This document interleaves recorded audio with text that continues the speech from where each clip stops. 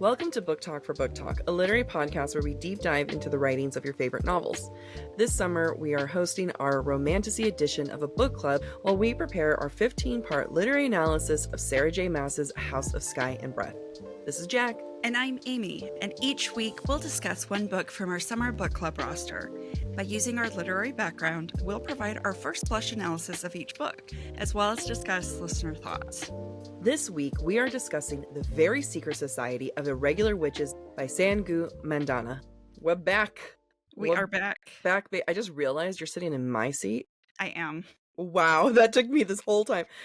Listener, you'll have to tune in for the Friday edition so you can see the video, but that's where I sit. Yeah, how does the seat feel? It's great. It's a great seat. It's a great one. I didn't want to move my seat or the mic. That is absolutely 100% fair. So this is where I am. It's a good looking place to be. It is.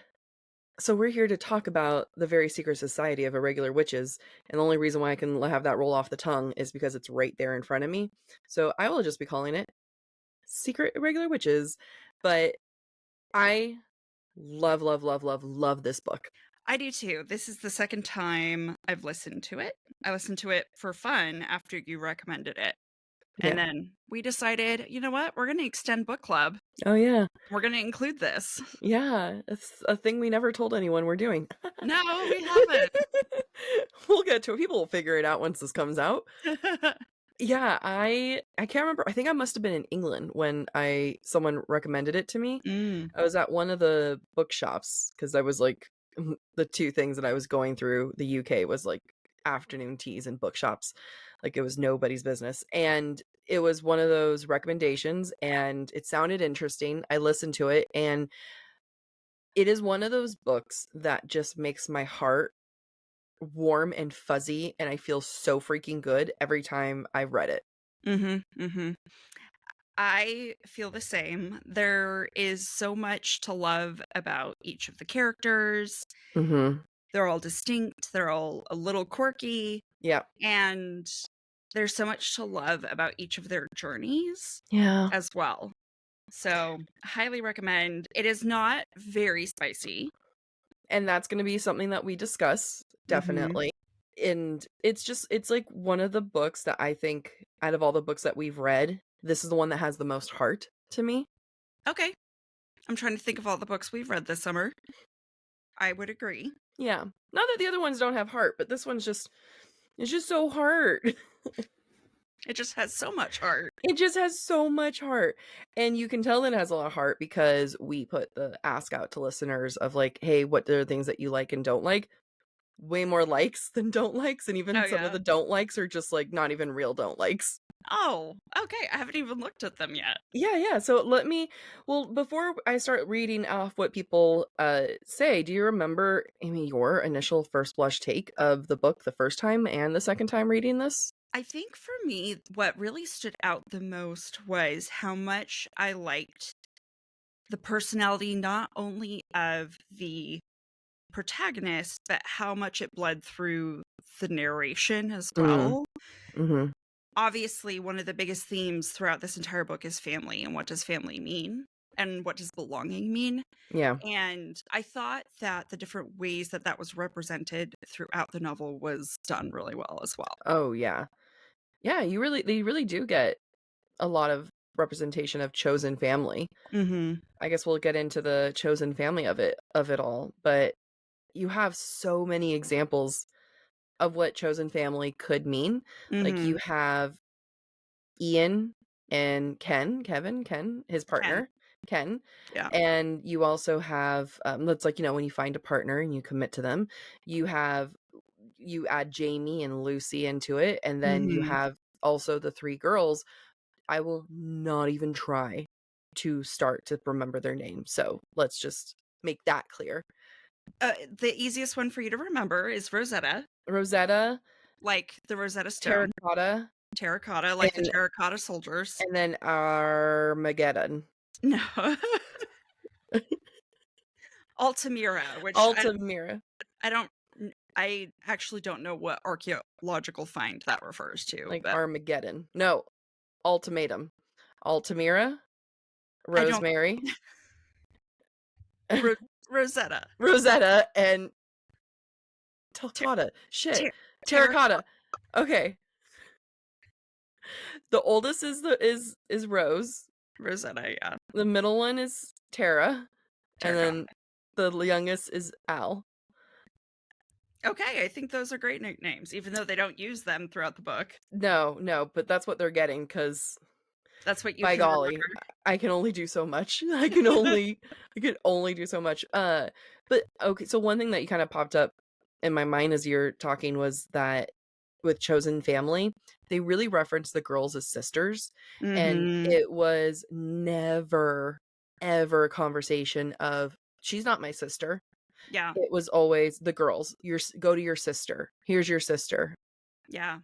I think I love that because this is one of the first books that we really see the representation of what it means to be adopted Yeah. and how that experience can be different depending on the person who adopts you and Mhm. what their motivations are. So I really, really appreciated that as someone who has two adopted sisters. Yep. I think for them, I could imagine them reading this and being heartened or comforted to see Mhm. representation of what it means to Yeah. to be to not look like your family, but for them to be your family. Yeah, and, like, how fiercely they're loved, Mhm. and just how much, like, everyone there, Lucy, Ken, Ian, are all, like, those are Jamie's girls, Mhm. and, they all love them, they all help raise them and everything, but, like, those are his kids, Mhm. and which, like, dear God, like, don't make me melt even more, like, and I'm on my period reading this, like, it was I was like, "Oh my god, Jamie, you're amazing." And, I mean, there's nothing more than, like, a grumpy guy who's a sucker for kids. Mhm. Especially little girls. That sounds creepy. Yeah, yeah, I didn't mean it in that way. I I realized after I said it, I was like, "Wait, that sounded bad." Yeah. But yes, but also you're not wrong, like a girl dad. I was just about to say, Jamie is a girl dad. Jamie's a girl dad, and he's such a sucker, and, even in his, like, most irritated moments with them, he still, is able to kinda, like, pull it together and stuff, and he was only 26 when he, like, started when, Rose came on, and he had her and helped, like, raise her and stuff, but yeah, like, then you also have other representation of chosen family, and maybe this isn't chosen family, we'll call it, like, thrusted upon family, and that's Primrose and Mika. Mhm. Mhm. Yeah, and that's representation of adoption that isn't necessarily for the purpose of family, right? Mhm. It's in some ways Primrose has white savior complex.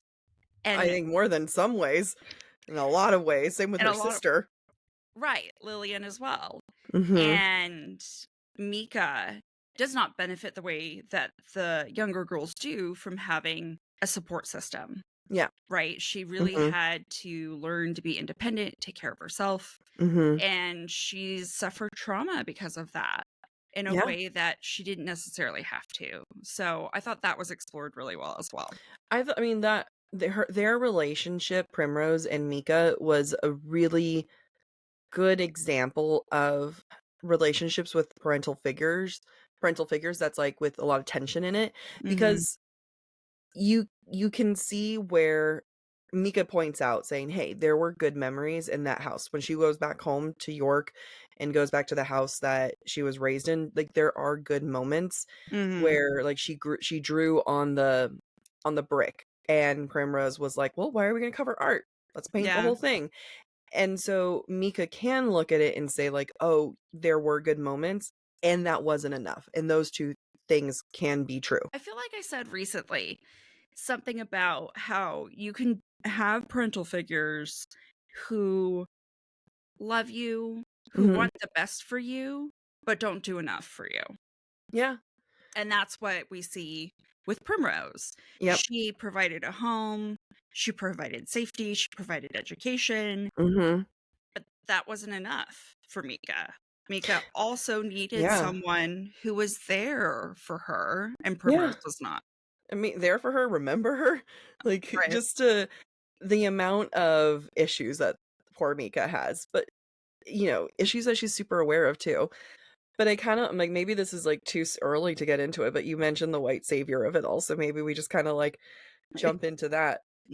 Push forward. Push forward, white savior, English colonialism, like, there's Mhm. a lot of things coming from there, and the fact that, her twin goes around collecting kids from around the world to bring them back and to white savior them, and the same way that Primrose brought back Mika from Mhm. India when she was a Mhm. little tiny baby, that, removing her from other witches and that could have raised her, and Primrose did give reasons as to why that might not have been the best option, Mhm. but it is such a commentary without providing commentary. I mean, maybe there is, and I just didn't pay attention to it, but, like, it's not, like, the defining thing of the theme of the book, but there's Right. a lot of commentary of, like, colonialism within this too. Right. I mean, it makes me think about, so I don't know how common that is for English people or children of Indian descent who may have been adopted and then brought to England. I don't know if that's a common practice. The way that I do know it's a common practice for Americans to go to China, adopt a Mm, kid, bring them back, right? yeah, Or yeah, or some other Asian country. yeah, I would say my family is the same. The difference is we actually lived in China and we kept, right. And yeah, the children grew up in China, mhm. whereas there are plenty of families I've run into over the years who lived in the States and But worked with the, adopted kids from China, like, it yeah. was I think you're right, I definitely feel like there was a time in the '90s and post-90s, also known as the 2000s, that it felt like everyone who was adopting was always like, they're adopting a child from China, and I don't know if that's, like, laws that was going on or another, I hate to say it, but, like, white fad, like, I hope that's not the case. Um, but, sometimes, like, even now when I see things, like, on TikTok and stuff, and I hear the way that people talk about, like, wanting to adopt, and they just kinda say, like, "All I want to adopt is a little Chinese baby," and I'm like, "Okay, but, like, are what's the motivation here? What's the goal that you're aiming for here?" Right. We all, there are plenty of children in the foster care and adoption system here in the United States And throughout the world. and throughout the world, but I'm just thinking, like, if you're local in the United States, why are I Yeah, and you and I don't know anything about the laws, like, we are coming into this real oh, yeah, ignorant yeah, when it yeah, comes to laws, like, maybe it is, like, um, cheaper. cheaper. I didn't wanna say cheaper, but it is true, like, it is a It factor. it is a factor. Yeah, like, maybe it is cheaper to and the laws are easier to go through China, like, maybe that's a thing, but I don't I know. I will also say I know from my personal experience, at least at the time of my sister's adoption, Mhm, it the one-child policy was still in effect, and families often abandoned their daughters mhm, and left them at orphanages, and there were, and at the time, I don't know if this is true anymore, but culturally, you don't adopt from the orphanage. And who did m you adopt from? no, no, no, that's, I'm just sorry, let me rephrase.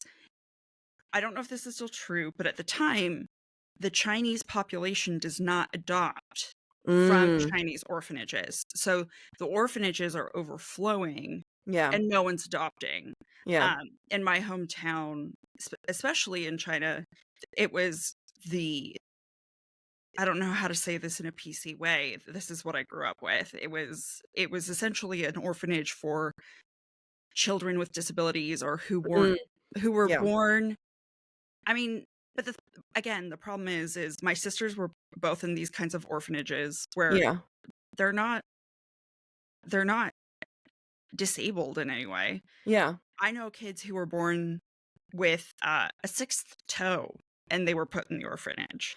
It was, the parameters were real loosey-goosey. Yeah.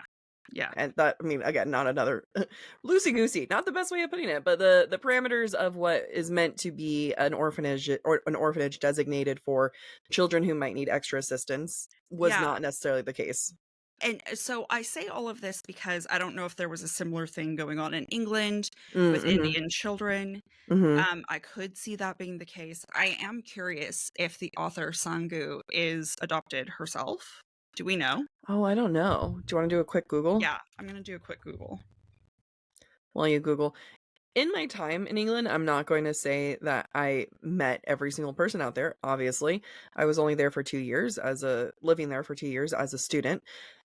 I I didn't feel like the adoption culture was as much as the United States, but then again, like, I don't think, like, more yeah, maybe that's just something that's not talked about as much. I feel like in the United States, like, adoption is such a popularized thing. Like, again, in the 90s and early 2000s, there was, like, a Mhm. TLC TV show that was dedicated to adoption, an adoption story, and there I don't wanna call it a fad, but it was very popular, and there'd be jokes of, like, horrible jokes, like, in the schoolyard, kids saying, like, "Oh, you're gonna find out you're adopted," and there were, like, plot and storylines and books and media about adoption, and I can't off the top of my head say that that's the same thing in the UK, but again, I'm not gonna pretend like I've consumed all the media in the UK. And that's where, because the author is from the UK, and I'm just reading quickly her bio. It looks like she was born and raised in Bangalore, Mhm. but I don't know that for sure that she was adopted. But she has much, much different cultural experiences than we Yeah. do. Yeah. And so we have to be careful with the assumptions we make. Oh, yeah, and I do know that there's in England and in London in particular, there's a lot of families who do come from India and Pakistan, and Mhm. that's the area I lived. I love that. I love that neighborhood. East End, London, represent. Oh. Mhm. Um, her name, Ma it's actually Mandana. Oh, well, I mean, she's British. So she says, "I pronounce Mandana so that it rhymes with bandana." God, just like she knows me. But how do the British say bandana? Ba Bandana. No. Bandana. No, no, I sound like a minion. Banana. Okay. Mandana. Mandana. I don't. Mandana. And, British aren't as hard on the A's like we are. Right, right. We like That's to bitch slap those A's. I know, that's why I'm, like, really self-conscious about the Yeah. way I'm saying this. It's Um, well, regardless of her background. regardless of her background, you know what this reminds me of is when Amy and I were in college, there was like we took a literature class and it was English literature in the 60s. And we learned that there was a lot of really interesting and important, yes. Let's clarify, British literature. Thank you. British literature in the 60s. And it was a really important time for British literature because laws had opened up around that time where Britain was like, "Oh, yes, if you're one of our colonies and you live in one of our colonies, you can totally come over here." Mhm. And they got an influx of people moving to the UK. The thing is, it wasn't the white people they were hoping for.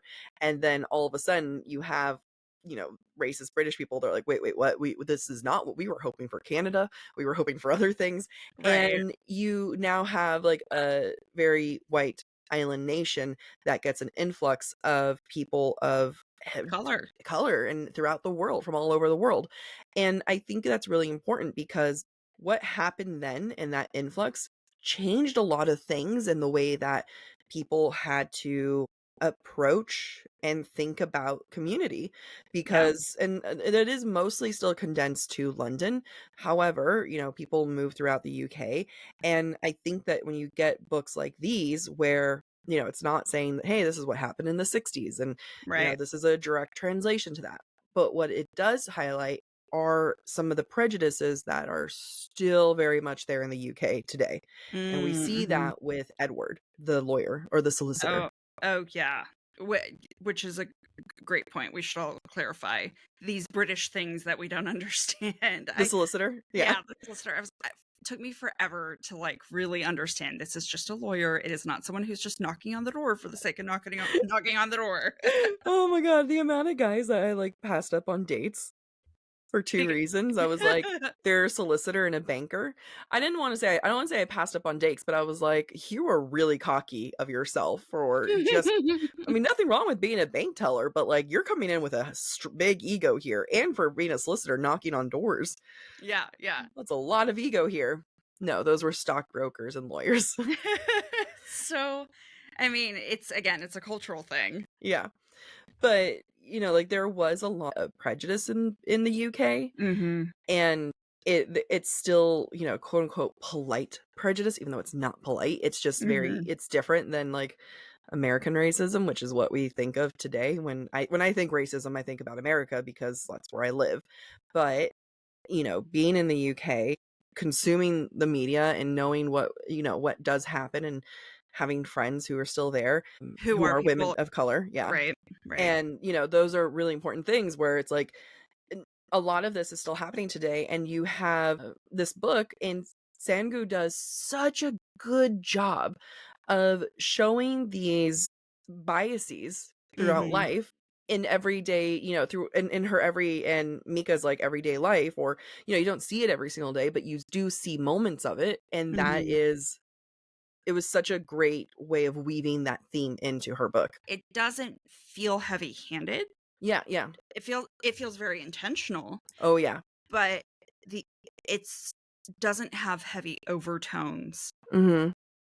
because to me, at least, I feel very strongly that the book wants to focus on the positivity Yeah. of finding the place you belong Mhm. rather than the hurts of being a person of color in that society. Yeah, and I do wanna go through because I think it is, like, really important just how wonderfully diverse these characters are. Mhm. So I'm gonna go through, we have Mika, who's Indian, Mhm. and then Jamie, Northern Irish. So, we white, checked. We also have Lucy, who is white, Ian, who is white but is gay and married to Ken, who is Japanese. And then you have the 3 girls. I know that Al I don't know which one. I know one of the girls is Korean, the other one is from Pakistan, and then one of them, I don't know where they're from, but they're black. I know Rose is black. Yeah, Rosetta's black. I believe she's from somewhere in Africa. I could be Yeah, wrong though. I can't remember where. And I know I I wanna think say it's Terracotta who's Pakistani, yeah, and and then Altamira, I believe, is the one who's, from Korea. yeah, Asian or Korean. Yeah. And, I mean, what a like, it's just such a whenever I see representation in a book, I just get excited about it, and Mhm. I get very frustrated when it comes to, like, other authors or movies or anything that people just struggle with, like, representation, and it's like, here's a cast of characters who are so diverse in so many different ways. Mhm. Even Lucy is, a woman from a domestic violence situation. Even, Mhm. Jamie was a victim of abuse from his Yeah. family. Like, there's so many ways of handling things, and it's just a reminder of, like, "Hey, you can have diversity. It's Yeah. not hard at Right. all," and it just Right. adds richness to the book. Yeah, and we see that diversity cascade not only from our core cast of characters, but also to the secondary characters. Think Mhm. of Hannah, is it Hannah Kim and her the witch who is, Who's engaged, right? yeah, who's Yeah. lesbian, who's engaged. Mhm, I think mhm. they're both Korean, Yeah. and it's just lovely because it Yeah. reflects our reality, at least, for you and me, Jack. Yeah. I think it also depends on which part of the country you live in or your country you live in. It is an interesting thing because, like, we do live in LA, and we are very fortunate to have such a diverse group of friends and people, like, who have become chosen family in many ways, We both have also lived internationally. and we both, like, yeah, yeah, and we've lived internationally, and we do have, and it also, like, you and I are both half white, I'm half Chilean, you're half Chinese. So, like, our family are also pretty diverse too. It's kind of I grew up in a Latin family Yeah. and Yeah. some white people in there too. Like it's like I grew up with like primarily my mom's side of the family Yeah. who's all Latin. So, it's definitely like you and I have we're not like people. I was about to like drop some random state and I knew I was going to offend some state, but we're not Yeah. in like a place that you and I did not grow up in areas that were predominantly white. That's for sure. Correct. That is absolutely correct. And it makes me I'm happy with it. I don't know, like I'm just like it was Well, and I think I what we're trying to say is that, and we've talked about this before when we've talked about A Court of Thorns and Roses mhm. and other books, you can't ignore the fact that your world is very colorful, and why are we not portraying that Yeah. in the worlds that we make up as authors? And I just think about like it doesn't take much to make it mean a lot. Yeah. And one of my favorite moments is at the very end of the book when Mika notes that Rosetta is looking at the other witch Mhm. who's also black and she's Mhm. also a witch, and she said that it's described as like Rosetta's staring at her like her world has shifted, and she Mhm. could tell that that was going to be a really meaningful moment for that 10-year-old. Yeah. One scene, a few sentences, and Yeah. immediately you so much is done, and I think that's, like, why Sangu is so good at what she does. I mean, we're gonna get into writing style in a little bit, and that's, like, my brain hurts of just how fantastic she is, but, like, one of the things that makes her so good is that she can have these moments, and because she's such a talented author, she doesn't have to write a lot to make it mean so, so much, and Mhm. that's why I think that the way that she talks about race, she talks about diversity and sexuality and everything is perfect because, like, she It doesn't have doesn't to Yeah, it doesn't make a big deal out of the fact that because it's life. Like, that's the right. thing. Yeah, like, it's just life, it just is, and it's just being a super talented author. Right. What I love, let's go ahead and jump into the writing style, because God. I love how, for me, if I had to describe the narrative, it is a very personalized narrative to the Mhm. protagonist, while also being very observant and being able to touch lightly upon the things that she Yeah. observes without disturbing them. So, like, there Oh, was great without description. Oh things. my god. Continue, Amy.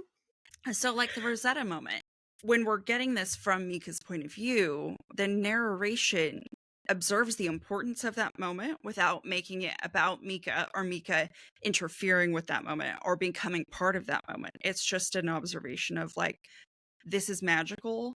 And you can feel how Mika feels about it by her acknowledging it Mhm. and then Mhm. feeling empowered enough to continue to move on instead of making it about her. And that is the beauty of it. Mika does not make it about her. Hmm. She makes it about them in the moment, and that's things that we can all learn as people. Yeah, I think what I loved so much about the narration is just how much Mika loves other people. Yeah. And I think that's what makes this book so heartwarming, is just that it's hard to find a flaw with Mika. Not that she's perfect, Mhm. but because of who she is as a character, the narr you want her to succeed, and Yeah. you want to be with her as a narrator. It's also a female character that I am 100% behind and Yeah. supporting. There is no pick me esque about her. Like, she's very Mhm. confident. I think that has to do a lot with the fact that she's 31 as a Yeah. character. Yep. Yep. And, her brain's been developed, she's lived, she's aware of her issues, she can Mhm. articulate her issues, she can say when she's like, okay, I might have reacted too quickly, but like, Mhm. you know, that doesn't mean just because you take one step back doesn't mean that you have to destroy the whole thing. Like, Mika is one of my favorite heroines. And going back to the writing style before we go into, the full descent that Mika deserves, I felt like Sangu's writing was very much a modern Jane Austen, and you can Mm. tell that there was a lot of Austen influence just in the way that things are described, in the way that things that are chosen to be mentioned or not mentioned, sliding in and out of different perspectives was really Mhm. great. I thought Mhm. that it was so well done and purposefully done because you have, it's third person. Sometimes it's a little bit more omniscient. Sometimes it's focused on one other person. Sometimes it's just getting Jamie's flexing his hand. Mhm. There was a flexing of a hand, and that was like a very important moment for me. And, it was very Austen-esque, and it was also very British. The way that things are Mhm. phrased and worded, it's just like there's just a cleverness there Mhm. in the way that, like, people, I'm not saying every single British person, but the way that things are thought and said and phrased, there's a certain type of, like, Britishness that made me cry when I moved to the England, and I was like, "I'm not smart like them." And they just sound so much smarter, but it's just the sentence structure, and I Yeah. think that Sangu does a really good job with her sentence structures and the way that she describes things. It is very British, and I find it very comforting that Mhm. it's in its Britishness because I love Jane Austen, because I read the Bronte sisters growing up, Yeah. this is for both of us, this is where we like to be, Yeah. but that might not be for everybody. Not everybody likes Jane Austen. My partner does not like Jane Wait, Austen. what? She doesn't like reading Jane Austen. I She reads a lot. She does not like reading Jane oh. Austen. You tell me this now? That's Sorry. You can't get rid of her. I know, I'm just, it's fine. We have a lifetime to get her to change her mind. So, She likes it's the like movie movies. We'll adaptations. we'll circle back. But it's yeah, no, I mean, it is very, and I think that it was done on purpose though, because of how much Right. Austen is mentioned in Yeah. this book. Like, it I felt like a love forgot. letter. Yeah, I forgot how much Austen is mentioned in this book. Yeah, yeah, I think in many ways it was kind of like a love letter to Austen, Mhm. where it was like rather than saying, "Hey, I'm going to redo one of your books. I'm going to make Yeah. Emma in this version," which is not an insult because I want every single version of Pride and Prejudice told over into me and Emma. Yes, Amy. And it felt like a purposeful, like, hey, I have a story, I have this in mind, and Mhm. I'm going to reflect the authors that have come before me in ways that I feel like it did feel very purposeful Mhm. and yet very much her own. Like it did, Yeah. if it wasn't like her trying to be Jane Austen at all. Right, right, right. Sangu was still very much herself as an author Mhm. while paying homage to Austen in Yeah. small ways. And yeah, like a hand flexing, man. That's the way that even the way Mika talks about it, like, I love forearms." I'm like, "Girl, you I and me understand. both." So I wanna talk a little bit more about the narration style, particularly when it comes to, the information that is given to us in the first chapter, in the first sequence. It is an info dump, like we've Mhm. talked about, but damn it, do I think it was done well. Like, I thought it was so masterfully done, and I think it's because of how clever the information is given to us.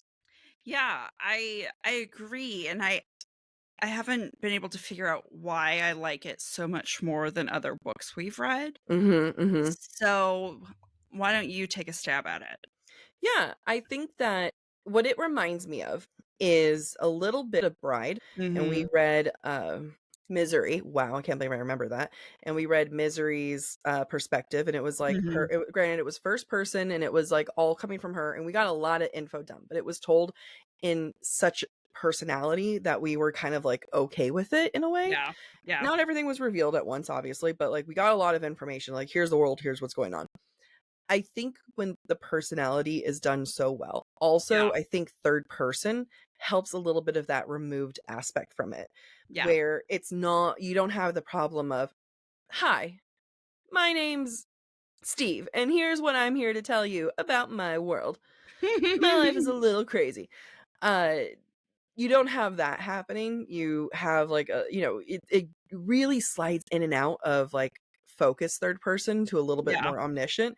And the ease of that is chef's kiss seamless. Like I want Mhm. to study how she does this. Mhm. And I think because when you have Mika coming in and you have that personality of that third person more focused, and you have that Mika personality, I wanna know more about this world because, hearing all the different versions of what you wanted to call your society is Mhm. hilarious. I wanna know Yeah. more about it because 'cause you're telling me about all these other funny things that. Right. And we learn so much about Mika in the process. We Yep. learn about Primrose in the process, right? Mhm. I think what it is it's not just information. Yeah. It's information to the like fourth power or something Yeah. because you're it's not one source of let me compare it to the parapet Yep. in Fourth Wing, Yep. right? Okay, we learn about Violet when she gets nervous, and we learn about the world, and Mhm. that's about it. But in this, with the way Sangu writes this, we learn about Mika's personality, we learn about Primrose's personality, we learn Yep. about the tension between the two, we learn about witches in this world. Yep. Like, and it just keeps going. We just keep learning. Yeah. And I think that's what makes it good because it's not like one channel of information. It's multiple things streaming in. I wanna latch on to one of the things that you said, and it's like, we don't even know that we're getting info dumped on. Like, Mhm. it's such a trick, like a trick of mirrors where it's like, "Here's the world you're learning about. Psych, you're actually learning about the other dynamics over here with all these Mhm. other characters and Primrose and Mika, and you're getting so much other information that Mhm. it's like, you're fooling me, Sango. You're telling me you think you're making me think that I know something. In actuality, you're making me know 2 things." Yeah. Well, I think for the point for me is that she's actually making us know more than two Yeah, things, yeah, a million things. right? It's So yeah, she does it very, very well and because very I walk away. I walk away from it knowing Mika, knowing the world, and knowing right. everything I need to know. And retaining it. Yeah. I think the thing with a lot of info dump in other books is it's impossible to retain all this information that you've Yeah. just given me. Yeah. It's bite-size enough, and there's enough things that we Mhm. don't like, do we know how magic works at this point? No. No. But I'm also not trying to infer it either, because that's Right. another thing when people we've talked about with this book club time and time again, that when you don't give information right away, it does leave room for people to make the wrong guesses. Mhm. I haven't I didn't have that happen at all with this book. Yeah. Yep. Agreed. So one of our listeners, what they liked about this, and this is from Lou, it was honest, sometimes a little sad, but always optimistic. And I think that is an excellent way Mm, to not only describe the spirit of the book, but the narrative as well. yeah. Like it doesn't hold back, but it doesn't do anything to be mean. And Yeah. there's always hope. I love Regar- that. yeah. It's honest, sometimes a little sad, but ultimately hopeful. Yeah. And that's how I want life to be, like, Right. I think that is once you realize life isn't always going to be easy. Life isn't always Mhm. going to be fun and things, and there are gonna be hard times. If you're able to not look at it through that lens, but look at it as life is about honesty, sometimes Mhm. sad, but ultimately hopeful, that makes life so much, like, more bearable, Yeah. and it's such a good job. Who wrote that? It Good was Lou.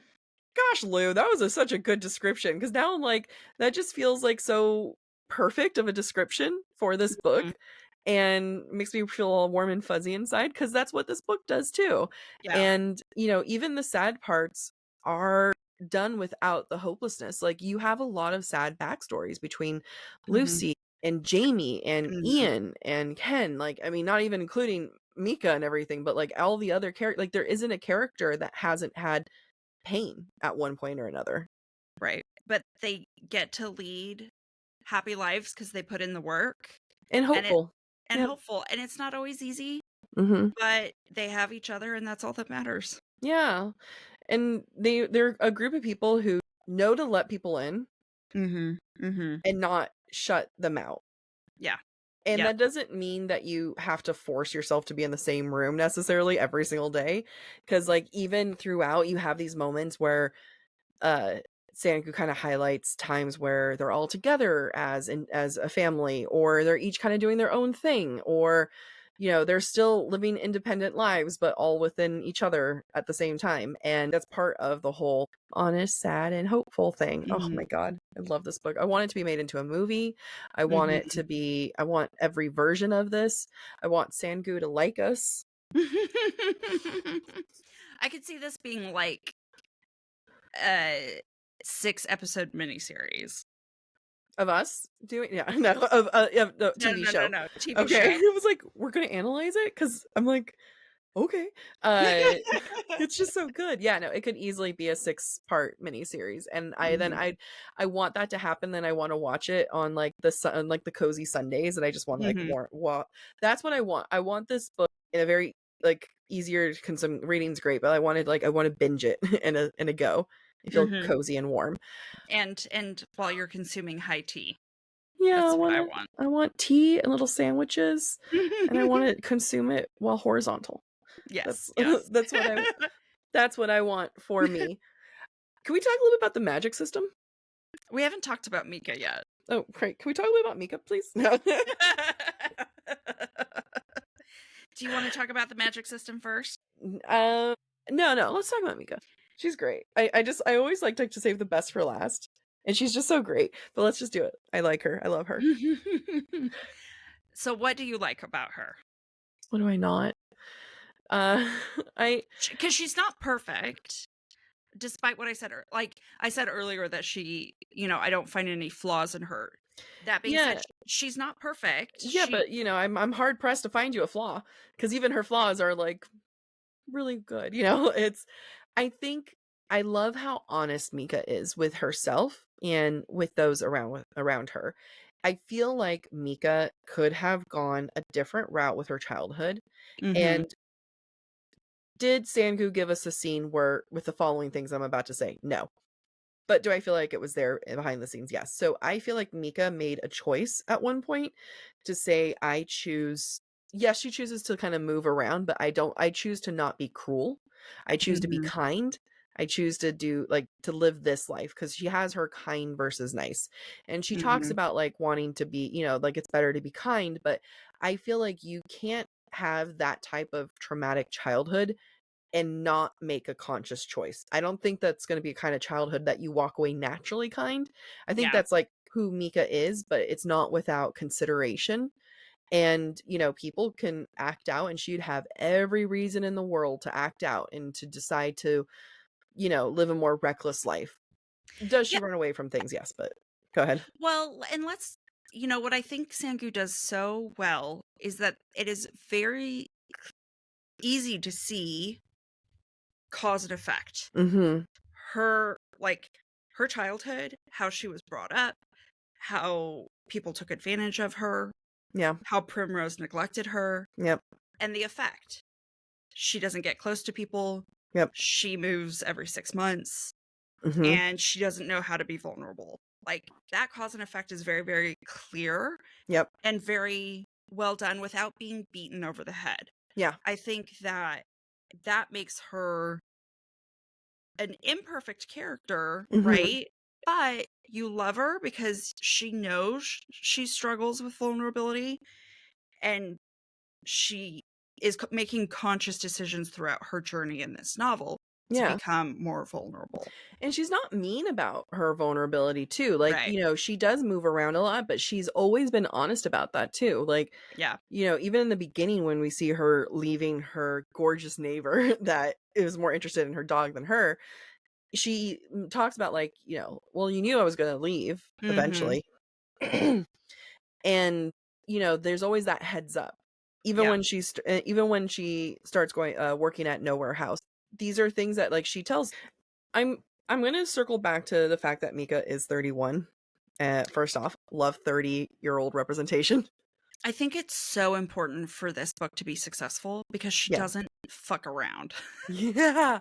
She doesn't fuck around, and I also think there's still like okay, I hope that this come like you can figure out what I'm saying. Not a night she because she's not naive, a youthfulness. There's Mhm. still a youthfulness and a playfulness to Mika Mhm. that it's not I don't to me, when I read this, I think, "Oh, yeah, this is like us," you know? Yeah. I'm not Yeah. saying that we are like Mika. I would wish to be like Mika. Mika would be one of Yeah. those people that we met in real life and would be like, "How do we Sh get her to be friends with us? I know, she's so cool. She's so cool." Um, I think we'd scare her off, but, like, I think she'd indulge us, and Yeah. we'd get lunch with her occasionally, and then, be like, "Oh my god, Mika's so cool." But, like, I think that there's a youthfulness to her and a Mhm. playfulness that is honest into what it means to be a 30-year-old of today. Yeah, I completely agree. Like, you don't have some of the messiness of your 20s, Yeah. but you're still figuring things out. Mhm. You're maybe a little more self-aware, but you're still struggling with, and I think this is the case for a lot of people our age, vulnerability, where do I belong? Yeah. I think that's a natural feeling for Mhm. this age, but she also has enough self-worth Mhm. to be like, "I'm not gonna tolerate your shit." Yeah. The story is never about her self-worth. Like, Yeah. yes, there's, insecurities, yes, there's the fear of trusting people, but it's not about self-worth. It's not about, am I worthy of love? Like, I know she questions of, would they love me? Would they Mhm. stick around? That is the main question, but because Mika likes herself, and she Yeah. says that she likes herself and she worked on liking herself, but Mhm. because Mika likes herself, the conversation isn't about like, I'm not worthy of it. It's would they actually? Because no one else Right. has. Right. And that's a Exactly. really important differentiation there. I agree. I agree. Like, for example, when she finds out the truth about Mhm. Lillian and she leaves, it's not about I wasn't enough and therefore they didn't tell me the truth. It was people always let you down. Or Yeah. right? Right. It was about them. It wasn't about her. I mean, and it's like I think she went through all the emotions. Like I think she Oh did go yeah. through some of the emotions of it being like I wasn't enough for them to tell me about it, but she doesn't like stay there mentally. I think it was a really good job that she goes through everything. Like she kind of Mhm. goes through naturally as any person would do of like, okay, how could they lie to me? Well, I kind of can know why they would lie to me. They would do that. Okay, but they didn't trust me. Is it because like, well, no, I get why they didn't trust me. Okay, was any of the stuff that was there real? Mhm. Like, so Mhm. she kinda goes through all of the emotions, and again, that's really normal, right? Like, we would Right. do that, and when you have a grown-ass mind that kinda understands things a little bit more, you can have that moment of like, "Oh, I do understand why they didn't tell me this." Yeah. Yeah. And you can and by doing that, you get to whittle down through your emotions a lot faster and then figure out what's the thing that hurts the most. And the thing that hurts the most for her is throwing herself off the ledge and being able to trust someone and say, "This is Right. scary, I'm gonna do it." Yeah, and that's a scary journey no matter who you are and what age you are. Yep. Taking Yeah. that first leap of faith with a new relationship. That's Oh, difficult. the each, like, major relationship in my life, I will always remember each point, there's, like, a realization of, "Oh, we're at that point that I'd get fucked up." If we broke Mhm. up, I'd be like, "Okay, we are now." I'm like it's, like, almost like a layer of, like, descent or, when Bryce is, like, going I was gonna say when you're going through the drop. through the drop, like, there's, like, a moment of, like, a line, and I'm like, "And there we go, now I'm in." Like, now this would hurt. Yeah, Uh, yeah, and yeah, and I think that that is scary, that doesn't get old, and it shouldn't get old, like, it should be scary because it's part of the fun, yeah, you know? And that's also, like, part of the fun of being able to trust people with you, and it's like and it's not just about Jamie, I'm like, wanna punch something of how happy I am. It's like it's not about just trusting Jamie, it's about yeah, trusting everyone there, about Ian and Ken and Lucy, not the yeah, girls because 'cause they're children and they are amazing and they are perfect. yeah, But it's not like, will this boy break my heart?" Which is a right, valid thing, but will this boy and these other people who I absolutely love break my heart? yeah, right, right. It's about will my found family, Mhm. who I feel rejected by because they chose not to tell me the truth, Yeah. can I trust them? Can I trust that when they tell me they love me, Yep. they're now telling they're being sincere? Yes. Yeah. Yeah. And I think that, like, no one talks about the jump and the scary and, like, putting yourself into the whole found family aspect of it, and, you Mhm. know, we all us and all of our friends live in LA, and, like, you know, you're my found family, and, Mhm. like, just like with family, it's not there's work to be put into it. Oh, There's no yeah. such thing as, like, we're never gonna, like, have an argument, or we're never gonna have struggles, and we're gonna talk about it, and it's kind of like, well, if I'm planning on having you be in my life forever, Mhm. then, like, you're going to have these moments, and you're going to talk about it, and that's, like, what Jamie tells her, is, Right. like, "I'm not gonna promise you I'm not gonna hurt you because, like, that's impossible, Right. but I will promise that, like, you know, we'll talk it out, we'll do all these other things," and that's the same thing where when you if you're going to throw yourself into this idea of found family and have a found family, families fight, Yeah. families resolve, and that's the most Yeah. important thing, and that's the scary part, like, she's not only throwing her trust into one person, she's throwing her trust into all of them. Yeah. Yeah. And what I think Sangu does so great is despite the gravity of that process and that choice for Mika, there's still fun to be had. There's Yeah, still kindness.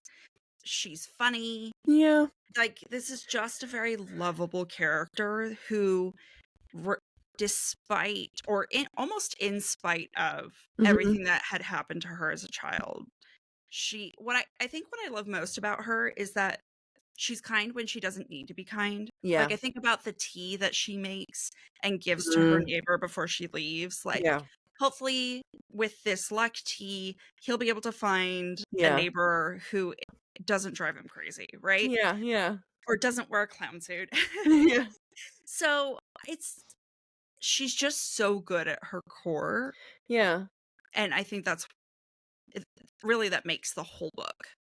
It does make the whole book. She's good at her core, and I think being good at her core also makes her not afraid of things. Like, Mhm. she's also she's afraid of the right of I don't know how to call it, the right stuff, like the trust stuff, but she's not afraid of the work.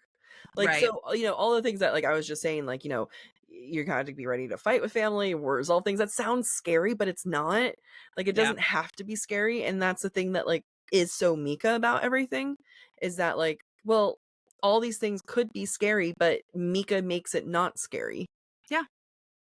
So, one thing that I think is important about Mika and magic, Mhm. and that I did not know until I was trying to find out if the author was adopted, is the author is neurodivergent. I could spot that. I spotted that. And I feel what I really enjoy about this book, and I don't know that this is what the author intended, but I could see magic as metaphor Mhm. for being neurodivergent. Mhm. Mhm. Why do you say like, "Ah, I knew it. I could call it." Oh my god. The one was smells. Like, I understand Mhm. smells. The other one was, she said, like, she talks about touching things. Like, there's like she was on a train and just wanted to touch something, Mm, mhm, and mhm. also, like, liking the feeling of being cold. Yeah. And these are things where, like, for me, it's like noise. Like, I can't stand noise, but, like, I do like I am very also hyper aware of smells, and maybe I'm not as intense with, like, liking certain fabrics. Like, I do like certain fabrics, but, like, I can't have certain collars around my throat. Mm-mm. It stresses me out too much. So, it was like it wasn't until this time I was reading it that I Mhm. started spotting it, and I was like, "Yes, yes, I see it. Neurodivergent representation." Which is great because Yeah. we don't see that, and it's not like it calls it out as she has Mhm. this, whatever Yeah, but it's also diagnosis. magical. Right, right, which is even better. But now that I'm putting two and two together, even when she grabs Jamie and Yeah. sniffs him Yeah, and yeah. describes what she's smelling, and then she pushes back, she's like, "Sorry, sometimes I have to remind myself not to Yeah. do that." It was to me, that was one of the things. It was when she said, I have to remind myself not to do that." That was the Mhm, immediate the thing that flagged it for me, mhm, because it's the, like, having to accept that that's not quote unquote normal type thing. mhm. And I also really loved the Not normal, let's say appropriate.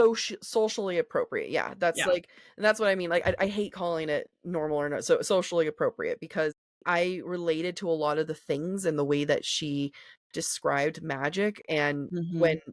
she talked about magic, and I can see some of that being representation of, like, or metaphors of aspects of being neurodivergent, it reminded me a Mhm. lot of, like, I kinda describe sometimes when I'm having a bipolar episode of hypomania, it feels like a power, like a superpower, Mhm. Mhm. and I just love the feeling so much, and I love the metaphor of turning that into magic. Here are these things Mhm. that society may not that may mock people for, that people that, society may not get, and Mhm.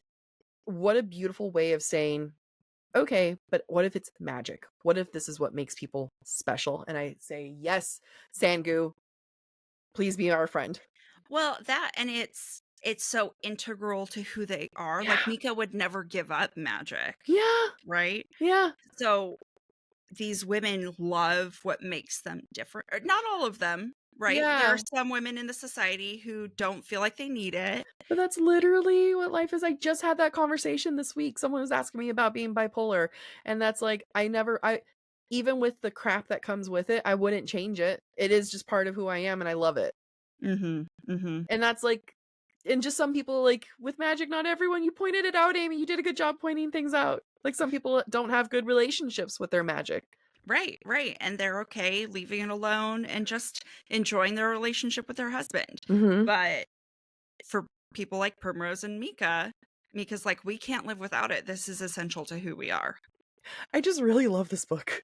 It's such a great book. It's such a good book. And a lot of our listeners have said the same thing. Like they love the whimsy, Yeah. the unique story, the representation.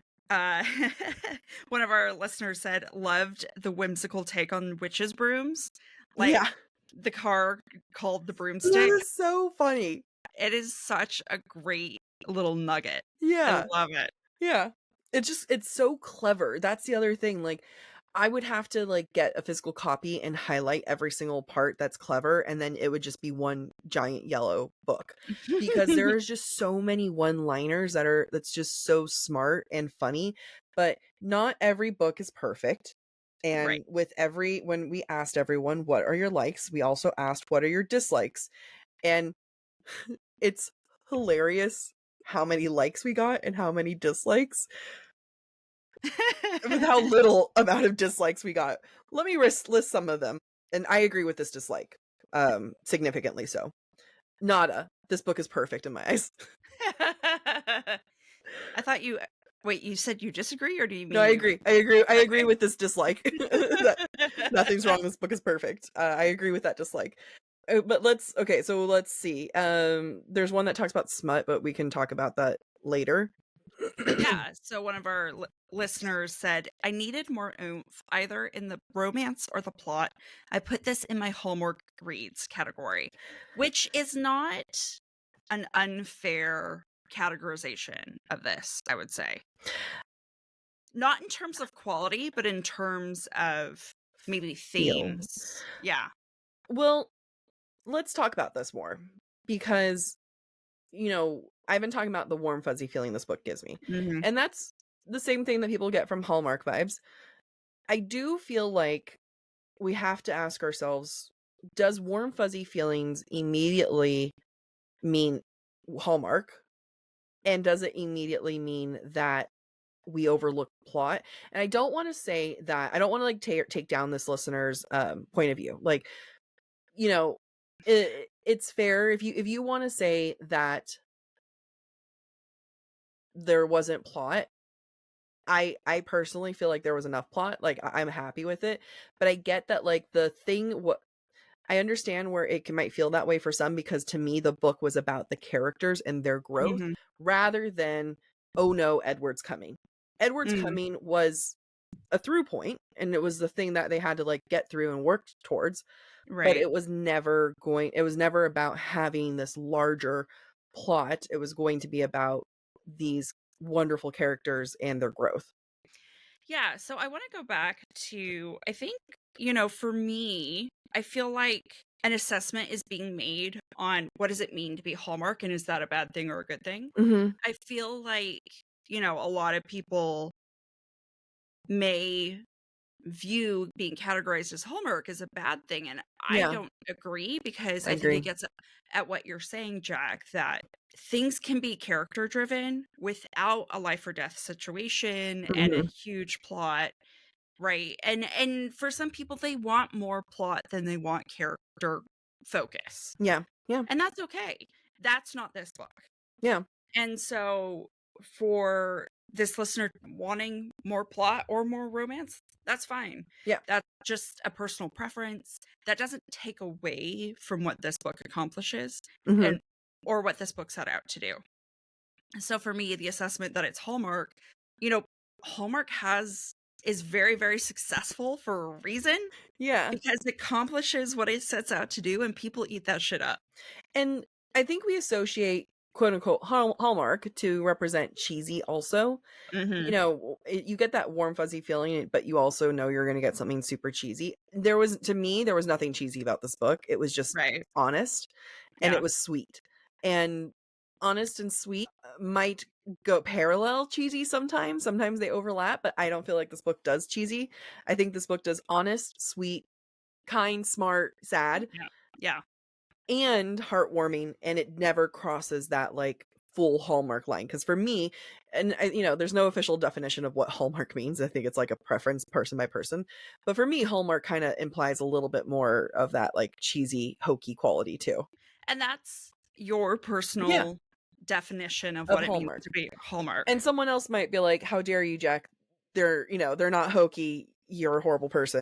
I'm gonna do a TED talk type thing." So, and that's fine. Like, and that's like, it all comes to personal preference, just like this listener. Like, that's their personal preference. And, when it comes to the romance, one of the other questions was, or complaints of this book, and I had this complaint the first time I read it, not the second time. Mhm. Slash, I do, but I don't. And that's like there's not enough spice and smut in this book, but it's also perfect at the level that it is. Right. I mean, again, this book did not set out to be smutty. Yeah. That wasn't its goal. And you can write smutty fan fiction about this, Jack, and I would enjoy it, but it's not necessary for me to enjoy what this book accomplishes. Yeah, this is one of those instances. Now, again, I am the self-titled, I'm not the queen of smut, but I would love to be the queen of smut. I love smut. There's nothing that makes me happier than like, wonderful smutty scene. This is one of those rare instances I think it would take away from the book. Yeah, I agree. I And we agree. we got some spice. We got, he talked about wanting to go down on her and all this stuff, Mhm. and I was like, "Yes, Jamie, more." Like we understand, like he has his hand between her legs and she's like, "You tell me if I'm happy to be here." Or what was it? There was like another God, she's just so funny. There was a moment where Jamie said something about like, "We're not gonna have sex." She's like, "No, no, don't say that. Never say that." Like Yeah, yeah, yeah. we're gonna have sex. Like there's like it's so funny. Like it's still, just because there isn't smut, like detailed smut, it's still mature enough. Like Mhm. even like the way that she describes Sangu just like describes the sex scene, it's like funny. Like Mhm. they're having fun with it. And it's Yeah. not this like, it is steamy, but it's not this like, super, like Serious yes. and intense. And that's sex, like Yeah. it's funny. There's awkward moments. There's gonna be, you should laugh at it. And they are having fun and they're laughing. I want again in my new quest to endeavor to have her become our friend Amy, I will be like, give me those scenes. Please. I know you wrote them. I know you wrote them. Please give them to me. But I hate saying it. I feel like it would have taken away from the book. Damn it. Damn it. Said the Queen of Smut. I'm about to hand over my crown now. Dethroned. Let's shift the conversation a little bit to the girls. And I'm excited, one, to call them girls because you and I make a conscious effort not to call women girls. And we finally get to call girls girls because they're children. They are children. And they are the ages 10, 8, and 7. And let's go ahead and shift the conversation a little bit to them, uh, each of their personalities, especially Terracotta. Mhm, mhm. So, just as a, like, generally about the girls, you know, I really enjoyed reading about their personalities and their Mhm. quirks and the infighting between the sisters, because I have 2 sisters who are 12 and 14 years younger than me, so I saw them grow up during those times of their lives Yeah. and saw a lot of the fighting, but also the love, Mhm. saw a lot of their just unique personality and humor, and it just gave me so much joy to see because it reminded me of my Yeah. sisters. Yeah. So I thought Sangu did that really, really well, and it strikes me that she must have daughters, Oh maybe? oh. I don't know. I know she has kids, but I'm gonna guess she has daughters because she did the whole daughter thing, Yeah. you know, little girl thing really well. Now, for Terracotta, I thought Sangu did a fantastic job of taking a child who loves her family fiercely, who loves their parental figure fiercely, Mhm. and emulates them Mm. because that's her showing love. Yeah. And I think that she did that really well. Terracotta and her decisions, you know, are obviously Terracotta needs a firm hand in terms of just like, look, we don't talk about killing people. Like, let's just not. Let's just not. But the stubbornness I really identified with, Mm. in, you know, in a Yeah. girl the age of 8 or Yeah. 9. I think what I love about Terracotta and all of the girls is that each of them have their own trauma, and it's a shared trauma. They talked Mhm. about feeling like they're just Lillian strays, Yeah. and Lillian just collects her strays. That's how they describe it. And that is not without trauma. That does not like that's not without leaving a mark and impression there. However, you can also see what it's like when those girls are raised with a lot of love and a lot of support and a lot of healthy relationships in Mhm. their life while still having a figure going in and out of their life. And I think that that is such a hard thing to do, to say like, here's their trauma, here's their healthy parts, and how do they both merge? Because, like, of course, Terracotta not only emulates Jamie, but doesn't want another witch coming in and out of her life the way that Yeah. Lillian is. Right. Yeah. I just had that thought too of Yeah. like, she doesn't need another Lillian. She already struggles enough with Mhm. Lillian. She doesn't need to struggle with another person as well. Yeah. And it's like, of course, then, like, that's what that would mean. And she's also been taught to be afraid of her magic. So here's a person who's Mhm. coming in who's going to teach her more about the thing that she's supposed to be afraid of. Like, yeah, of course, there's a lot of things that would make her react that way. And then you add the fact that she's strong-willed and, all these, like, wonderful things that make her her and makes Amy Amy as a child. Uh, it was such a well done way of writing children Yeah. that you don't see that often. I think authors shy away from writing kids because of, like, it could bring things down plot-wise, character-wise, and makes it harder. And, those girls are the heart of the book. So, like, you can't have this book without those girls, but writing kids is hard, and she did a great job with them. Yeah, because she didn't make them older than they are, Yeah. and she didn't make them younger than they are. Like, there is something very intelligent about children from the ages of 7 to 12, maybe even 6 to 12, Mhm. that people take for granted. Yeah. And I think Sangu did a really, really wonderful job capturing that, Mhm. as well as capturing their naivety, right? Yeah. Of getting mad at each other and threatening putting fish in their And rooms and animating a skeleton thinking that they could trick him. yeah. Yeah, which was great. Like, it adds great humor because kids are very, very humorous Yeah. because they think of things that we don't think of as Yeah. adults. They're so funny. They are so funny. I think the other thing that I'll say about Terracotta, actually, no, I want to say the one thing, I think the two with the most personality are Rosetta and Terracotta, and that's Mhm. because they're older. Yeah. I really also liked Rosetta's little storyline of just Yeah. being almost like a Bronte sister who's like, shut Mhm. up in a house and not allowed to go anywhere or meet people and reading all the time. And really interested in love. Like, you Yeah. can't be obsessed with Austen and all these, like, male leads and not be interested in love, and then you can ask yourself, "Why is she so invested in love? What makes her Mhm. so desperate to see that love? Who's the only example of a couple in that house? Ken and Ian. Ian." Yeah. Yeah. And talk about a great example of 2 people that love each other. Right. And it's I see me, and I'm sure you see yourself as a child learning to fall in love with stories and Mhm. wanting to see those types of emotions play out in your real life and for yourself. Yeah, yeah. It makes me wonder if Sangu was writing about herself as a 12-year-old. Mhm, mhm. I just think there are just these lovely little touches about what it means to be human, what it means to be female, Yeah.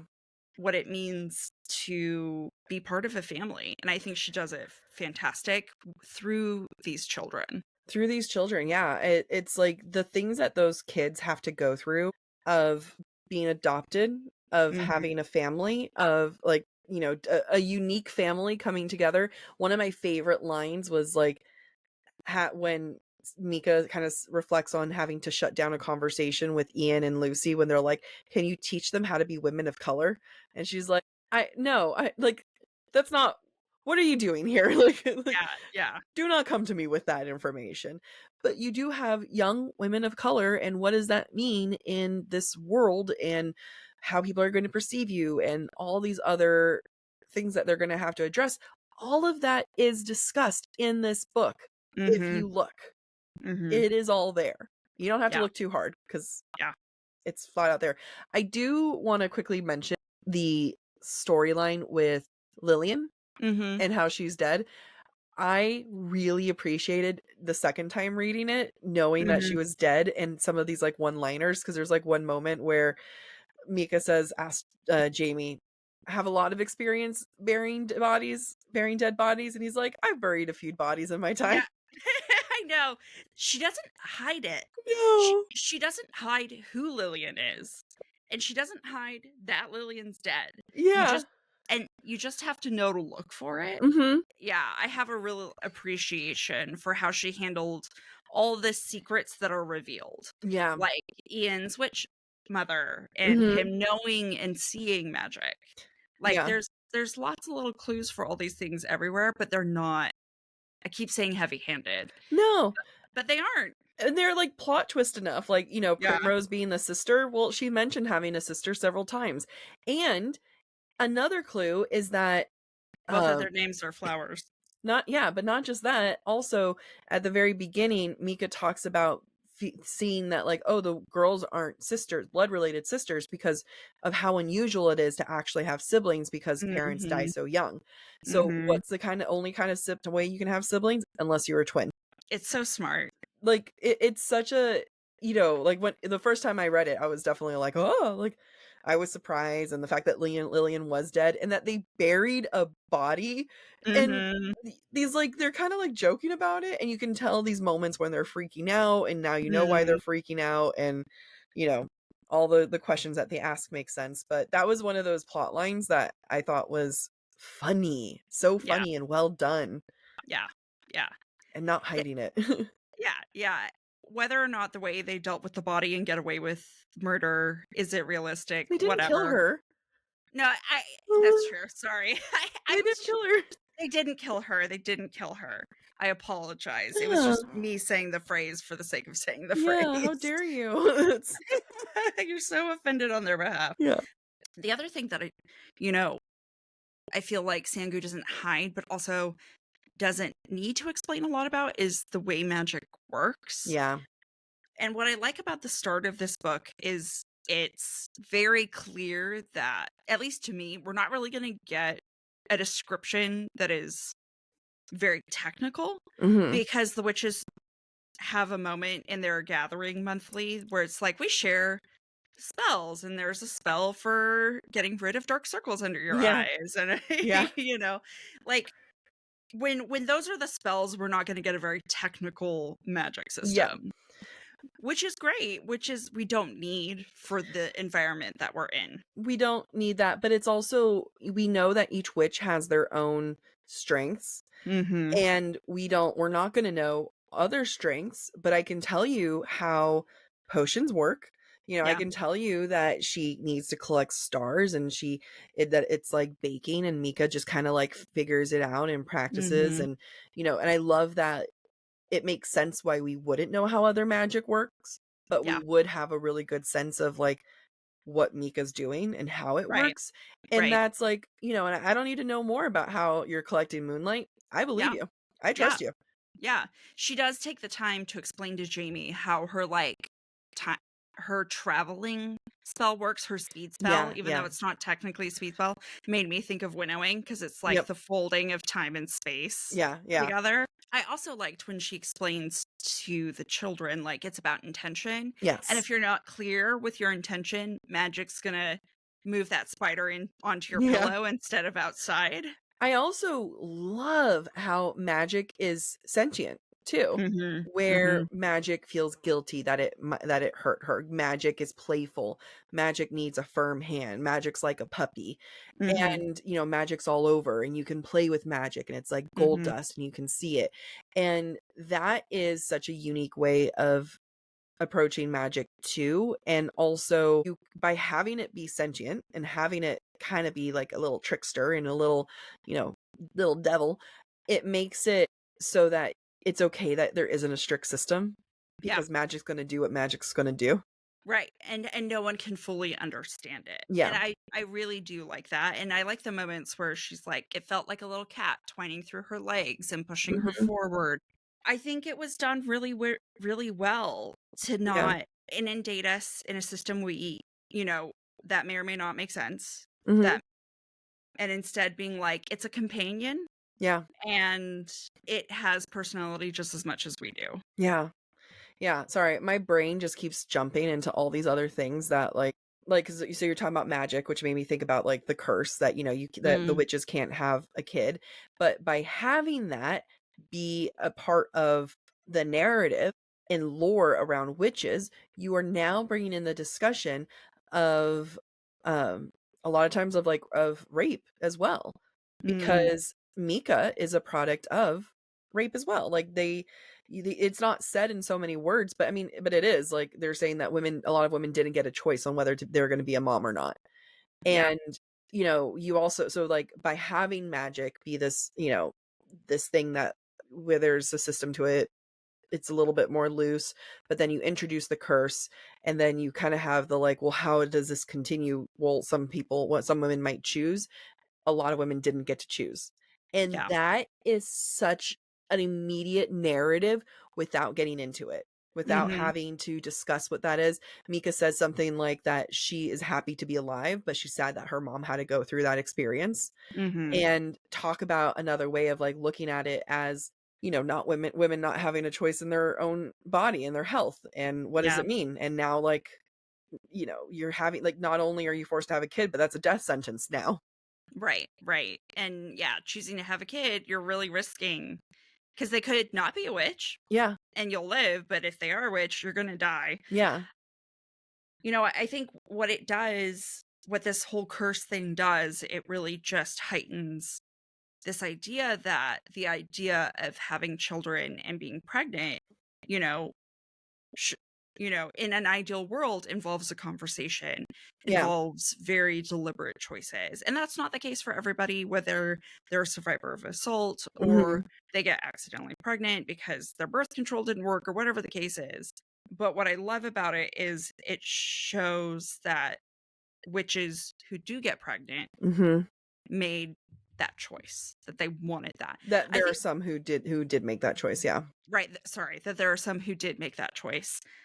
What I really, really like about this curse idea is that while it drove people away, I think what the opposite intention would be for witches, like it almost forces the found family aspect, Yeah. right? Yeah. Which isn't a bad thing for witches to have, as we find towards the end of the novel. Witches should be part of a community. They should Uh-huh. be gathering together and helping each other and being role models for each other. Mhm. So I did like that aspect of it too. I would love to talk to Sangu about it because I like that it wasn't solved. Yeah. Like, it's not like Mika came in and here we are, like, she can suddenly solve this hundreds of years curse because she, collected some more star magic or stardust. Right. Right. But it's also just really sad. Like, and as someone Mhm. who wants to have kids, I would be devastated to have, like, found a partner and and now you don't have a choice in that. Yeah. And granted, like, there's always the option of adopting, but, like, if you wanted to try to have kids with your partner and you don't have that as a choice, like, that's really hard, and that would make me so sad, and I just would wanna know more from Sangu's thought Mhm. process, like, is that because you're gonna do future books and, someone's gonna solve that? Is that because, is that, like, a larger metaphor that I'm just not picking up? Like, Mhm. what's the intention of it? Because it is a choice, Yeah. and I don't want to assume that I know what it means of what she did, Mhm. so, dear Sangu, please come to the podcast. Please tell us. Yeah. All right. So before we wrap up, We gotta talk about one of my got to talk favorite grumpies. little emo boy, Jamie. I love him. He's just such a grumpy and she's such a sunshine. So why do we like Jamie? He's hot and Because Irish and he's grumpy he, and he's a sucker for kids. Like, I was gonna say he basically is a parent to these mhm. 3 girls, and he's pretty young to be a parent of 3. uh 3, 10, 8, and 7 year olds. Okay, so that endears me to him, but what else makes him good? He's kind, like that's his whole thing is that he saves his warmth for the people he cares about Mhm. and he doesn't waste his warmth for people who don't deserve it. Yeah. And, there's just like he will be there for his family. He will be there for them entirely. And those types of personalities I am such a sucker for because they're just like in the joke. And the joke is that they're grumpy and they don't want Mhm. to go out to the party. Fine, I'll go out to the party. And I'm a curmudgeon and like, all these things. And and the thing is about like getting them out of their box and you're gonna Mhm. harass them and like they're the most fun to tease because because they're a little bit grumpy. And to me, I feel like people like that, or not every single grumpy person is like that, as I've dated and found out. But it's like for the ones who do get it, I think they're some of the most funny people out there, and they're the least serious because they're so serious. Mhm. Okay. All right. What are your thoughts? Uh, I wouldn't make him my book boyfriend. You're right. He's my book husband.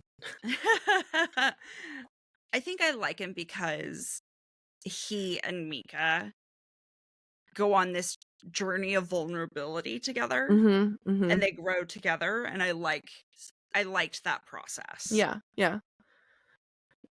That's all I got. Uh, forearms. That's another category I'm gonna throw in there. I don't know. I mean, this is like I am a sucker for it, like I said, as someone who identifies as sunshine, as a Mhm. sunshine. Mhm. I do love a grumpy, but again, there's so many like hidden bad grumpies amongst the grumpies that it gets a little hard to sift through. But Jamie, I think, is just so pure in his intention of loving people. Yeah. And, what his line at the end when she teases him about not professing his love the way that like all these other characters, and he says, "If I loved you any less, I could be able to talk about it."